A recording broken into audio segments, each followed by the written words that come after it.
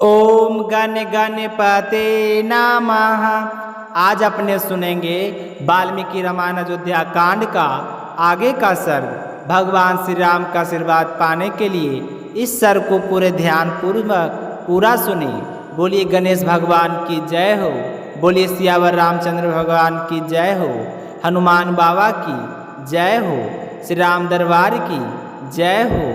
जब श्री राम लक्ष्मण और सीता को वन की ओर प्रस्थान करते देख महाराज दशरथ का हृदय मानो टूट गया। उनकी दृष्टि बार बार रथ की ओर जाती रही जब तक वह रथ नगर की सीमा से ओझल ना हो गया।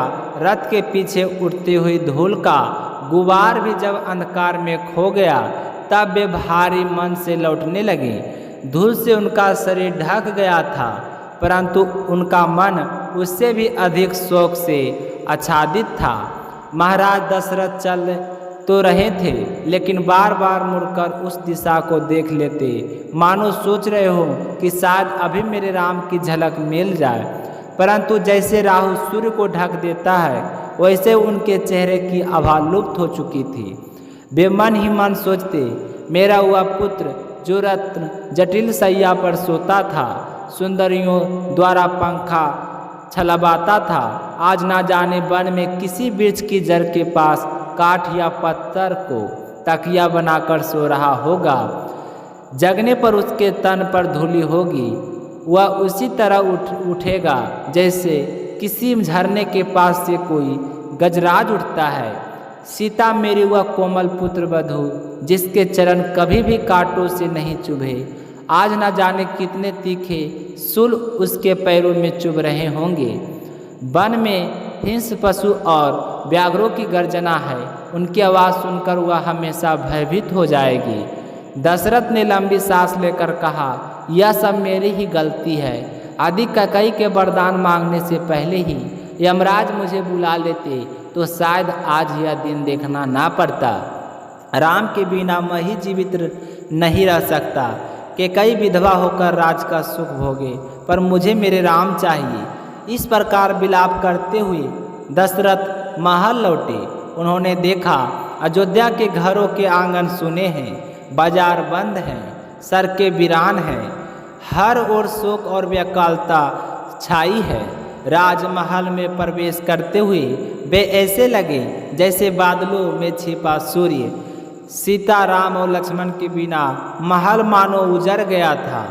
दशरथ का हृदय मानो भीतर ही भीतर फट रहा था। उन्होंने द्वारपालों से कहा, मुझे तुरंत कौशल्या के भवन ले चलो, शायद वहीं जाकर मेरे मन को कुछ शांति मिले।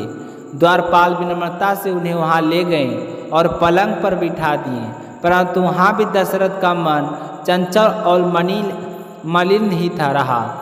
रात का आधा भाग बीत गया।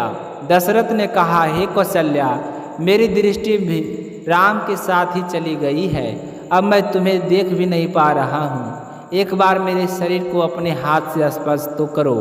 आज ऐसा दुख मेरे जीवन में पहले कभी नहीं आया। कौशल्या ने अपने पति को देखा, वे राम के शोक में डूबे लंबी सांसें खींच रहे थे। उनका यह हाल देख कौशल्या भी हृदय विदीर्ण हो गया। वहाँ उनके पास आकर बैठी और बोली, हे नाथ, राम को वन भेजकर कैकेयी और सर्पिनी की भांति स्वतंत्र विचरेगी। उसका मनोरथ पूर्ण हो गया।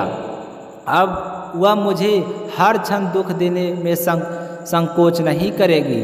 यदि वह यह कहती कि रामनगर में रहकर भीख मांगे या भरत के दास बन जाए तो भी मुझे संतोष होता, क्योंकि कम से कम मैं अपने पुत्र को देख तो सकती।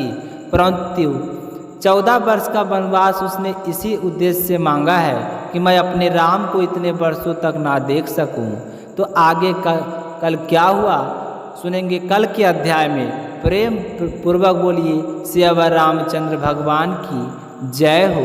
तो इसी तरह अपना सपोर्ट अशोक वेदा चैनल पर बनाए रखें ताकि हम रामायण का सभी सर्ग को इस चैनल पर अपलोड कर सकें। मिलते हैं अगली वीडियो में, तब तक अपना ख्याल रखिएगा। जय श्री कृष्ण, राधे राधे।